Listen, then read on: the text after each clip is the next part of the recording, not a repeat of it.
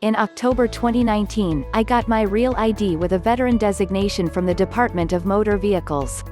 My license expires in August and I received a DMV renewal notice. It states, if you renew online or by mail, you will not get a real ID, you will receive a new California DL driver license. Do I need to go to the DMV office in person to get a license that states real ID and veteran?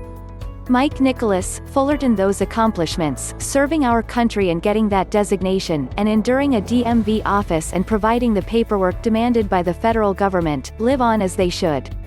Once you win approval for them, you do not have to do anything extra to retain them on your driver license when it must be renewed. With Mike's permission, Honk forwarded the renewal notice to Sacramento so an official could look at it to ensure Mike didn't need to visit a DMV office. You can renew online or by mail, and keep your real ID and veteran designation status, DMV spokeswoman Yvette Birch assured Honk.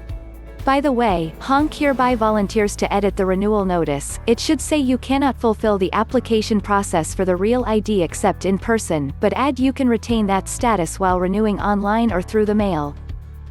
Will the center divider on the 405 freeway, where it is being widened between the 73 and 605 freeways, be higher when construction is completed? It is quite unnerving to have opposing headlights directly in your face. It seems to be unsafe. Do you know if there is a plan to add some height?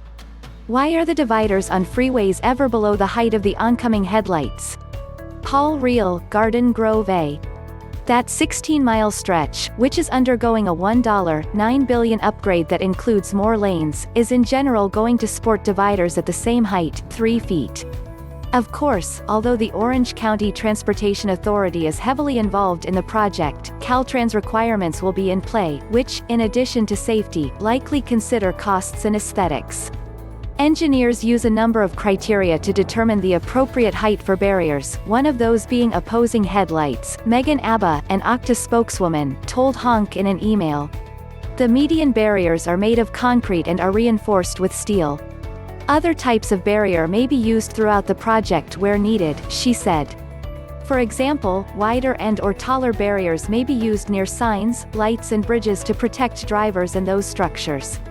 The taller barriers are typically 56 inches tall and may be used in areas where the center median is thinner to prevent glare from opposing traffic.